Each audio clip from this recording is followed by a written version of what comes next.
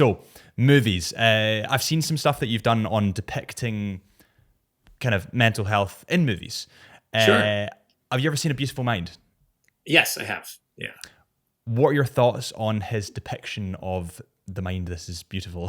Sure. No, I actually did for GQ magazine. One of the first videos I did for them went over some of the scenes in A Beautiful Mind. It tells the story of, I believe, John Nash, the professor at, well, he ended up becoming a professor, but during his time at Princeton. I did like the depiction of schizophrenia in A Beautiful Mind. One thing that I did talk about was that often with schizophrenia, you have more auditory than visual hallucinations. Auditory hallucinations, you're hearing things that aren't necessarily there. And visual hallucinations, you see things. Those are less common. And throughout the movie, I think part of it was a plot device. John is seeing his roommate, and he's also seeing a lot of times when the roommate is here or there. I think more of what I've read or been told is you might see kind of shapes or figures or something like that, not necessarily as detailed as a real person there, but I think again to tell the story they need to do that. But I think that's a really great depiction because it shows how something can.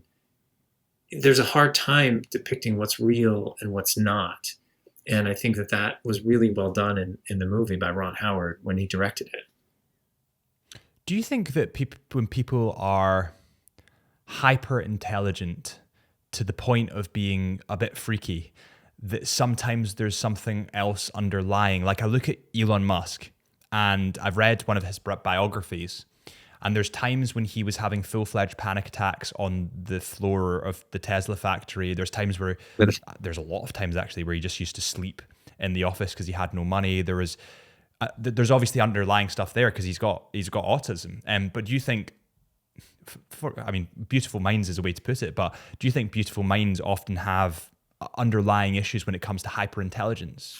Well, I certainly can't comment on Elon Musk or anybody else. There's actually a ethical thing about not an ethical teaching in the American Psychiatric Association, not commenting on people you haven't evaluated and who haven't given you permission to talk about them. So I can't comment on Elon Musk. And I don't know that about minds, honestly, that someone who's hyper intelligent has something else going on. I think sometimes very, very highly intelligent people can continually be turning something over in their mind, almost the way we talked about earlier, where you might go from one idea to the next, to the next, to the next very quickly. So maybe that's happening. And so because they're thinking pretty regularly about something, it might seem that they're distant, but I'm not willing to say that means they have an underlying autistic disorder or there's underlying panic or anxiety. I just don't know. I think you'd have to figure out from that person what they're experiencing and talking more about that. I think getting back to the film, it did show this highly intelligent individual looking at equations and writing things out. And I think in that case, there was a highly intelligent person in that film who happened to also have schizophrenia. So there's certainly highly intelligent people without schizophrenia and people with schizophrenia who are not highly intelligent. So I don't necessarily think they're always paired. So you wouldn't say there was always correlation. It's just that it happened to be. Correct. Yeah. Got you. No, that makes sense. And Split, the movie.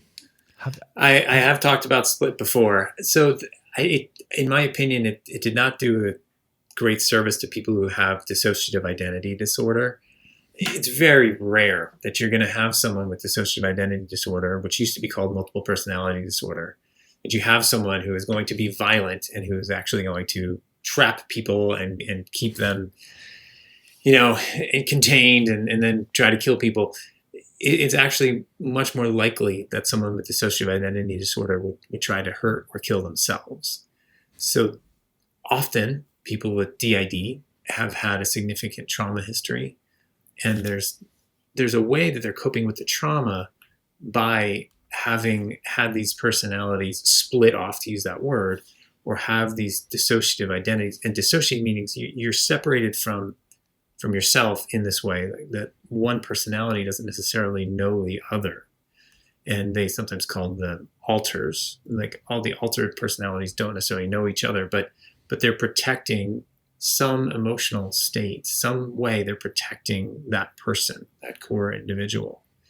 And so I think movies like that sometimes do a disservice to people with those illnesses because it's showing them violent all the time. That's actually how how I started doing a lot of commentary on media was with two colleagues. We decided to give a presentation at San Diego Comic-Con, big comic convention, pop culture convention in San Diego every year in July. Back in 2009, we presented on Batman and Arkham Asylum. Arkham Asylum is really the forensic hospital equivalent, but it's depicted more like a prison in the comics and in the movies. And we talked about how a lot of these characters wouldn't even be in a forensic hospital. They would be in prison, and the difference between psychotic and psychopathic tendencies, and understanding that people who have mental illness are more likely to be victims of violence than to actually be violent, with the exception of maybe when someone's actively psychotic or actively using substances. So there's a lot of education that can go into looking at things this way, such as learning about DID through talking about the character in Split, as opposed to people coming away from the movie saying, oh, wow, I got to watch out for people with multiple personality disorder. They're going to be violent, try to kill me. Like that's not the direction we want to go. So, but the possibility of, so yeah, I totally get that. But so in certain individuals, they do have, I hate multiple personalities is now not the word, but two different personalities that can take over. Does it get any more than that? It's called dissociative identity disorder, DID.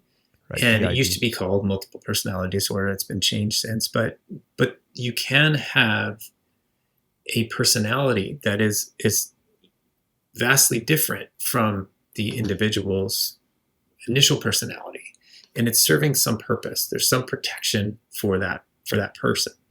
And there's some figures that say you can have 2, 3, 4, 5 different personalities, up to 100.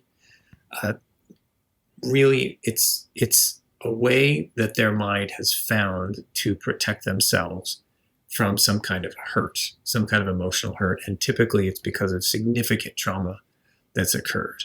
And it's also a way to deal with trauma, forget about the personality part, but sometimes if people have repeated physical trauma, physical abuse, sexual abuse, a way to deal with it is to dissociate, turn your mind off. This is not happening to me, almost like you're above yourself looking down. It's a way to endure and survive. Some people, it goes a different path and they dissociate from who they are into somebody else, another personality. And that other personality can talk with a different accent, or there might be a different physical way that they walk even, but they're not going to become monstrous and kill people like in the movie.